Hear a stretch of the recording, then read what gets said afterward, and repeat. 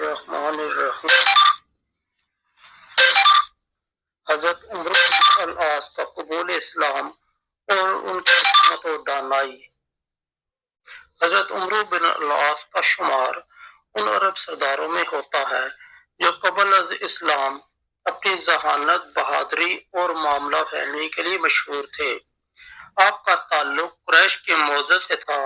آپ رسول اللہ صلی اللہ علیہ وآلہ وسلم کے ابتدائی مخالفین میں شامل تھے۔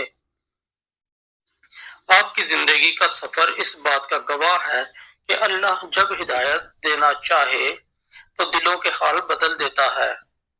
مکہ میں دشمنی اور حبشہ کا سفر۔ جب رسول اللہ صلی اللہ علیہ وآلہ وسلم نے دعوت اسلام کا آغاز کیا تو حضرت عمرو بن العاص بھی ان سرداروں میں شامل تھے جو اس دین کو دبانے کی کوششوں میں پیش رہے۔ آپ اپنی فطری ذہانت کے باعث قریش کے بڑے فیصلوں میں شامل ہوتے تھے۔ جب مکہ کے کچھ مسلمانوں نے حبشہ کی طرف ہجرت کی تو قریش نے حضرت عمرو کو ان کے پیچھے بھیجا تاکہ نجاشی سے مسلمانوں کو واپس لایا جا سکے۔ نجاشی کے دربار میں حضرت عمرو نے مسلمانوں کے خلاف دلائل پیش کیے، لیکن حضرت جعفر بن ابو طالب کے جواب اور نجاشی کی حق پرستی نے ان کے دل میں اسلام کی سچائی کا پہلا بیج بو دیا۔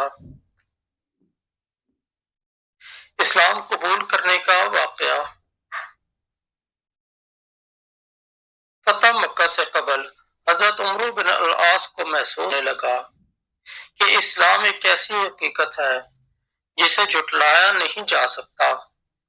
ان کے دل میں یہ بات بیٹھ چکی تھی کہ محمد صلی اللہ علیہ وآلہ وسلم کا مشن اللہ کی طرف سے ہے۔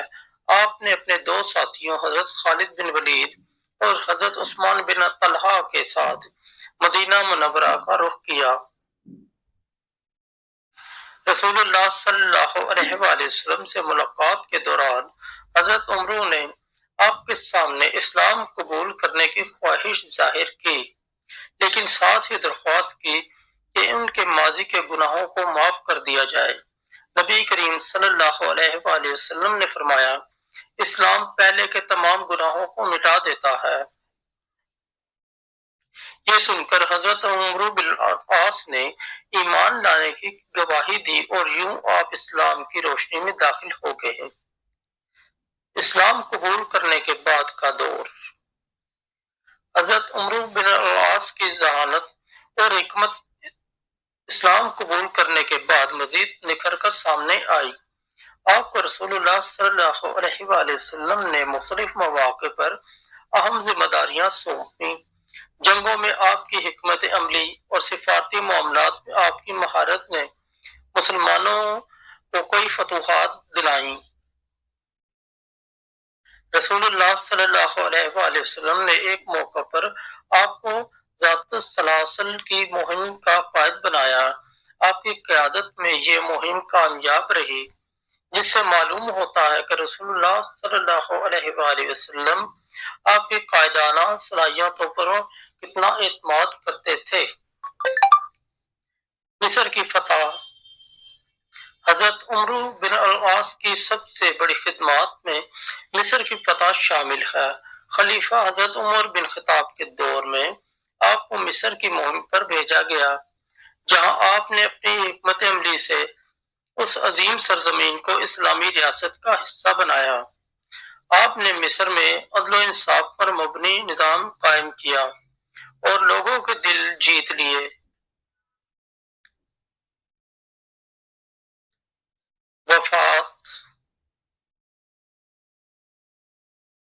حضرت عمرو بن العاص نے اپنی زندگی کے آخری دنوں میں کہا، میں نے دنیا میں کئی غلطیاں کی، لیکن اللہ نے اپنے کرم سے مجھے معاف کر دیا۔ آپ کی زندگی اس بات کی بہترین مثال ہے کہ اللہ کی رحمت سے کوئی شخص محروم نہیں رہ سکتا، چاہے وہ ماضی میں کتنا ہی گمراہ کیوں نہ رہا ہو۔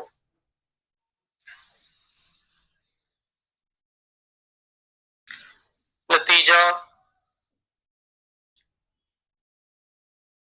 حضرت عمرو بن العاص کی کہانی ہمیں یہ سبق دیتی ہے کہ سچائی اور حکمت کے ساتھ زندگی گزارنا ہی کامیابی کا راستہ ہے۔ آپ کی زندگی نہ صرف اسلام کی حقانیت کی گواہ ہے بلکہ یہ بھی ظاہر کرتی ہے کہ اللہ کا دین سب کے لیے ہدایت کا ذریعہ ہے۔